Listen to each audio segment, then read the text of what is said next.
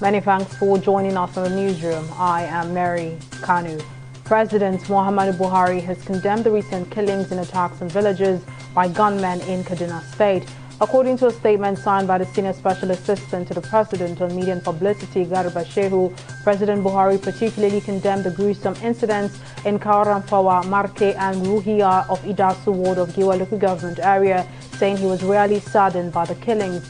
While condemning the attack, the President affirmed that the security forces have turned the heat on the terrorists who are getting frustrated and are soft-targeting innocent citizens. The Academic Staff Union of Universities (ASU) has held its National Executive Committee meeting to review the progress of meetings held with zonal affiliate bodies following the recent expiration of its deadline to the federal government to meet its demands. The meeting, which was held at the union's National Secretariat located inside the University of Abuja main campus, took 4 reaching decisions. But the union, which had last week said Nigerians would know its next line of action following the expiration of its ultimatum and the inability of the government to accede to its demands, decided to keep mum on the outcome of Saturday's meeting. The national president of ASU, Emmanuel Oshodeke, however, announced that the union's decision would be communicated to the public in due course. Retired service personnel have taken to the streets of Kaduna State to protest against the non-payment of some of their entitlements by the federal government. United by the same fury, the protesters held placards with various inscriptions chanting solidarity songs.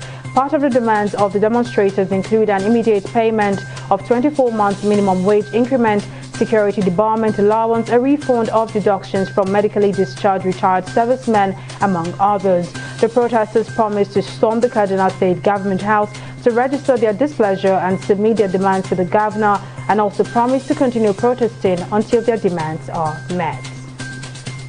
In the midst of the 5th wave of the coronavirus pandemic in Israel, its health ministry has recommended banning Israelis from traveling to the United States and added several European countries to its COVID red list, which is aimed at containing the Omicron variant spread.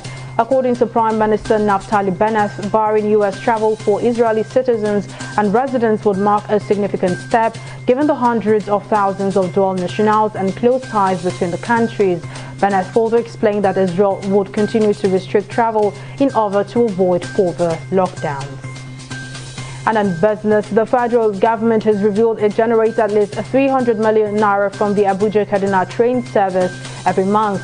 Minister of Transportation Rotimi Amechi made this known during a televised interview in Lagos State. According to the minister, the operation of a Lagos-Ibadan train service is financed by money generated from the Abuja-Kaduna rail line. The minister also noted that the country is capable of meeting its loan requirements with the revenues from several sectors. The United Nations has warned that about 1 in 4 people in Somalia are at risk of severe hunger as a result of drought that has hit the country, ravaged by decades of war after 3 seasons of poor rainfall. The UN added that the crisis is expected to worsen and 4.6 million people will need food aid by May 2022, as the country has not experienced 3 consecutive rainy seasons in more than 30 years. Drought and floods have also recently hit Kenya and South Sudan, killing livestock, destroying pastures and devastating crops. And in sports, Nigeria international Zaidu Sanusi was named FC Porto's man of the match after they trashed Vizela 4-0 away in the Portuguese league on Sunday.